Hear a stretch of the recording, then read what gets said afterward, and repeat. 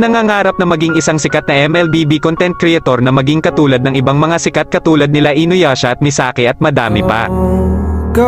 Ikaw isa ka din bang small content creator kagaya ko?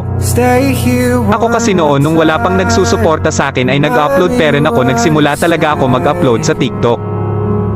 Alam nyo ba kahit 5 views lang ang video ko ay natutuwa pa rin ako kasi may nanonood sa akin. At kahit pa man ganun ay hindi pa rin ako tumigil sa pag-upload kahit na pangit ang video na ina-upload ko. Lagi kong iniisip na kung may pag-asa ba ako na maging katulad ng mga sikat na content creator. Alam nyo ba na kapag may maglalib ay lagi talaga akong humihingi ng skin sa mga sikat na content creator. Wala kasi ako skin noon hahaha simula nung na-download ko ang injector ay nagagamit ko na ang mga dream skin ko. Nung umalis si mama at pumunta ng Manila para doon magtrabaho doon ko naisipan na ay kwento ang buhay ko sa Facebook at sa TikTok. Alam nyo ba nung paggising